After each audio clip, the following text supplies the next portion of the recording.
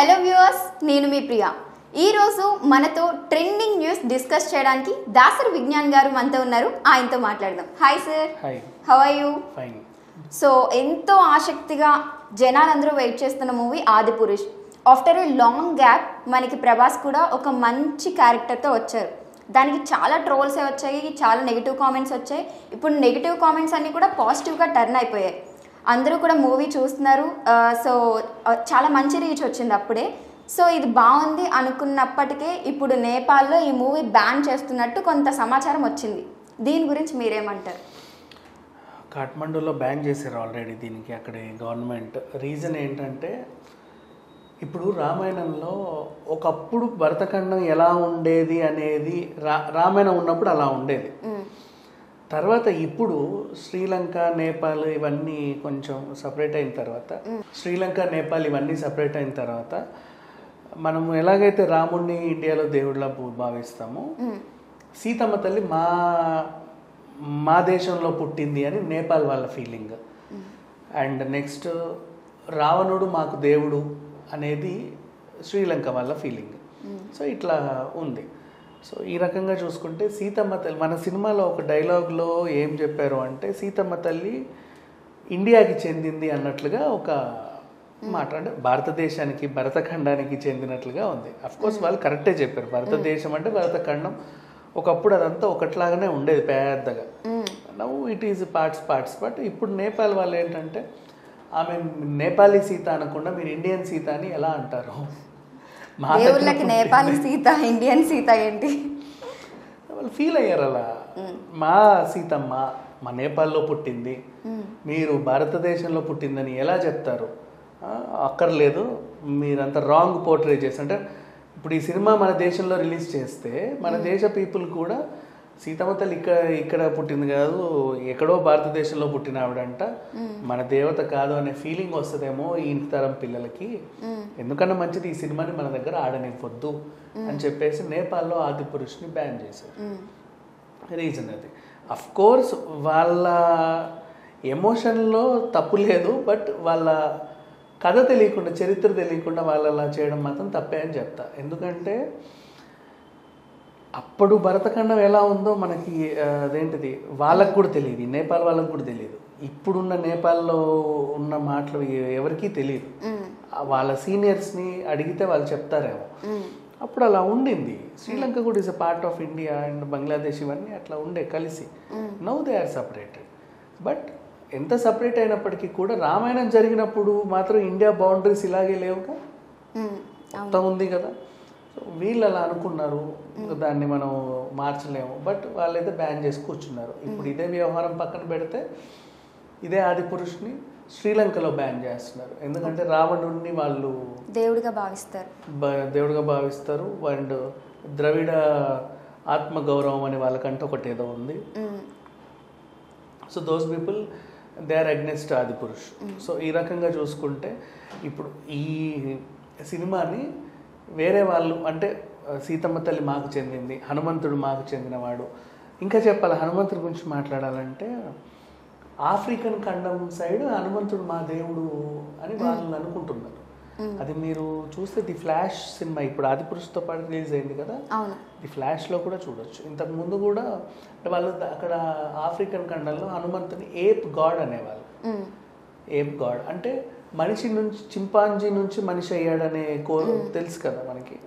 అలా అయిన తర్వాత ఇప్పటికీ మనకు నీగ్రోస్ చాలా మంది ఆఫ్రికన్ ఫేసెస్ అలాగే ఉంటాయి. తర్వాత మనిషి మొహం వచ్చింది మనకి బేసిక్ అట్లా కనిపిస్తాయి. వాళ్ళు హనుమంతుడిని వాళ్ళ దేవుడిలాగా భావిస్తున్నారు. అక్కడ కూడా కొన్ని ఖండాలు ఇప్పటికీ కూడా అలాగే భావిస్తున్నాయి మన దేవుడు అని. అఫ్ కోర్స్ వాళ్ళకి ఆదిపురుష్ గురించి రిలీజ్ అయినట్టు అన్నది తెలుసో లేదో మనకు తెలియదు, కానీ ఇన్ కేస్ ఒకవేళ ఉంటే కనుక వాళ్ళు కూడా లేదు మా హనుమంతుడిని మీరెలా తీసుకెళ్తారని బ్యాన్ చేసేవాళ్ళేమో. సో అట్లా ఉంది తప్పితే బట్ ఏంటో ఎవరి ఎమోషన్స్ వాళ్ళవి. బట్ వీళ్ళు చెప్పింది మాత్రం భరతఖండం అంటే భారతదేశం, దేశం అంటే ఇక్కడ ఒక బార్డర్డ్ కంట్రీ అని చూడొద్దు. ఆ పర్టికులర్ టెరిటరీని వాళ్ళు దేశంగా భావించి వీళ్ళు అట్లా చెప్పించుకున్నారే తప్పితే అట్లాంటిది ఏం లేదు. బట్ వాళ్ళైతే హర్ట్ అయ్యారు. ఈ మూవీ ఒక పాజిటివ్ రెస్పాన్స్ తీసుకున్నప్పటికీ కూడా ఈ శ్రీలంక సైడ్ నుండి కానీ నేపాల్ సైడ్ నుండి కానీ ప్రజలు కూడా చాలా గొడవలు ఇలాంటివి అయితే ఎక్కువ వస్తున్నాయి. సో దీన్ని మనం ఎలా చూడాలంటారు? ఒక సినిమాని సినిమాగానే చూడడం మంచిదా, ఆర్ లేకపోతే ఈ సినిమా రిలీజ్ అవ్వడం వల్ల ఇన్ని గొడవలు తలెత్తుతున్నాయి లేనిది కూడా ఇప్పుడు ప్రజల మైండ్లోకి వస్తుంది కదా. ఇప్పుడు స్టేట్స్ ఎలా డిఫరెన్షియేట్ చేస్తున్నారు, ఒక్కొక్క స్టేట్ వాళ్ళు ఇండియాలోనే భారతదేశంలో ఉన్న వాళ్ళు కూడా డిఫరెన్షియేట్ చేస్తున్నారు. సో దీన్ని ఇలా చూడాలా, ఇలా చూడాలా? ఇలా అంటే ఈవెన్ రావణ దహన్ని కూడా మనం ఇక్కడ పండగలా చేసుకుంటాం దసరాకి. మన ఇండియాలో కూడా చాలామంది ద్రవిడులు ఆర్ సమ్ పీపుల్ రావణ దహన్ని అడ్డుకుంటారు, చేయకూడదని చెప్పేసి వాళ్ళు కోర్టుకి వెళ్తారు, గొడవలు చేస్తారు, ఆ రకంగా ఉంటుంది. కొంతమందికి అంటే ఎవరిని నమ్ముతారో వాళ్ళ పర్సెప్షన్లో అది కరెక్టే. బికాజ్ ఇప్పుడు మనం ఒక కథ చదివి ఒక క్యారెక్టర్ని దేవుడిగా నమ్ముతాం, వాళ్ళు ఒక కథ చదివి ఇంకో క్యారెక్టర్ని దేవుడిగా నమ్ముతారు. ఓకేనా? ఇక్కడ మనము కరెక్ట్ కాదు, అతను కరెక్ట్ కాదు. ఈ కథ కరెక్ట్ అయితే వాళ్ళ ఎమోషన్స్ కరెక్టే, అంతే. బట్ నేను దేవుడిగా నమ్ముతున్నాను కాబట్టి నువ్వు కూడా అతన్ని దేవుడిగా నమ్ము అనడం మాత్రం మూర్ఖత్వం.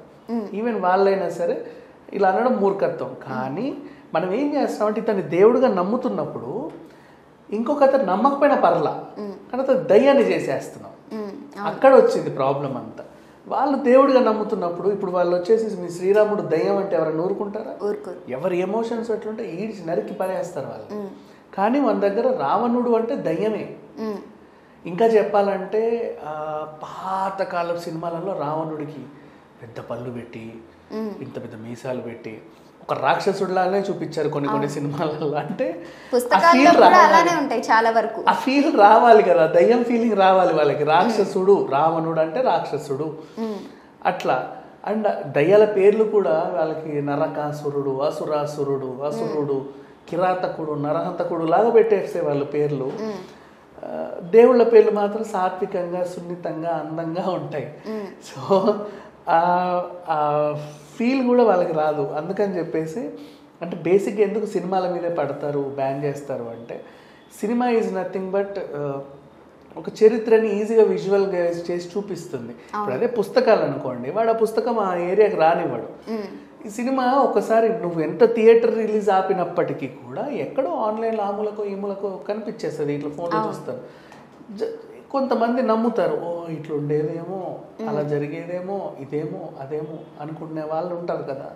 అప్పుడు వాళ్ళకి డ్యామేజ్ అయినట్టుగా ఫీల్ అవుతారు. అట్లా ఒకరు నమ్మి 10 మంది నమ్మినప్పుడు ఒకే ఊర్లో 2 వర్గాలు ఏర్పడతాయి. రాముడి వర్గం, రావణుడి వర్గం, సీతమ్మ వర్గం, లేకపోతే ఇంకేదో వర్గం, లక్ష్మణుడి వర్గం, ఇంకొకరి వర్గం, ఇట్లా అవుతాయని అంటే పురాణాలకి లైక్ బ్రష్ పట్టించినట్టుగా ఫీల్ అవుతారు వాళ్ళు. అందుకని చెప్పేసి ఇట్లాంటి సినిమాలు ఎప్పుడు వచ్చినా వివాదాస్పదం అయ్యేవి. 1-2 సార్లు వాళ్ళు ఆలోచించుకొని ఏమన్నా ఇట్లాంటి వాళ్ళకి అనుకూలంగా లేని అంశాలు ఏమైనా ఉంటే బ్యాన్ చేసి పడేస్తారు. అలా బ్యాన్ అయింది మన కాఠ్మండూలో. Okay, thank you so much sir. జనరల్గా ఇది భావోద్వేగాలకి సంబంధించిన మూవీ కాబట్టి కొంతమందికి నచ్చుతుంది, కొంతమందికి నచ్చదు. సినిమాని సినిమా వరకు చూస్తే మాత్రం ఎటువంటి గొడవలు రావు అని నేను అనుకుంటున్నాను.